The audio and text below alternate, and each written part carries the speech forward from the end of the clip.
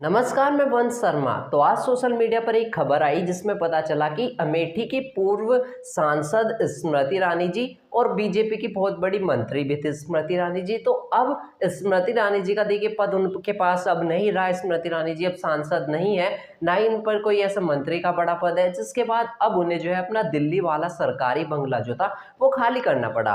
आज देखिए खबर चली कि स्मृति ईरानी ने दिल्ली में खाली किया आवास, क्या अब अमेठी में होगा प्रवास जब दिल जीत लेगा। तो इस तरीके से जो है खबर फैली कि स्मृति ईरानी जी ने जो है अब अपना आवास जो है दिल्ली वाला, दिल्ली का जो उनका घर है उसको खाली कर दिया है। देखिए अब भाई क्लियरली बताता हूँ मैं आपको। देखिए सरकारी आवास तब तक का मिलता है जब आप किसी सरकार के पद पर होते हो, या फिर आप कोई बड़े पद पर हो। जिस तरीके से इतना बड़ा बंगला स्मृति ईरानी को मिला था, तो स्मृति ईरानी बहुत बड़े पद पर थी। अब देखिए ऐसे कोई बड़े पद पर नहीं है तो उनसे उनका सरकारी बंगला ले लिया गया। उनको नोटिस आया था कि आपको खाली करना होगा।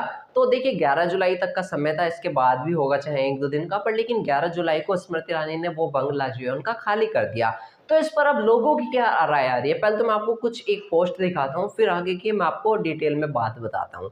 देखिए जैकी यादव लिखते हैं, तारीख थी 28 मार्च 2030, राहुल गांधी की संसद सदस्यता जा चुकी थी और उनसे महज कुछ दिन के भीतर ही उनका बंगला खाली कराया जा रहा था।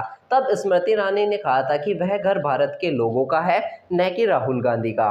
आज स्मृति ईरानी का बंगला खाली हो गया है, बंगले से नेम प्लेट हट गई है। स्मृति ईरानी इस बंगले में पिछले 10 सालों से रह रही थी, लेकिन आज स्मृति ईरानी को समझ आ गया कि वह घर भारत के लोगों का है, न कि स्मृति ईरानी का। और देखिए किस तरह की खबरें चलाई गई, बेघर हो गई स्मृति ईरानी, सरकारी बंगला छिना बुरे दिन। इस तरीके से खबरें चलाई जा रही हैं कि स्मृति ईरानी जी बेघर हो गई हैं। पहली बात तो स्मृति ईरानी का खुद का घर है और देखिए वहाँ पर अपने परिवार के साथ रहने वाली हैं स्मृति ईरानी जी, ये बात भी देखिए क्लियर होगी।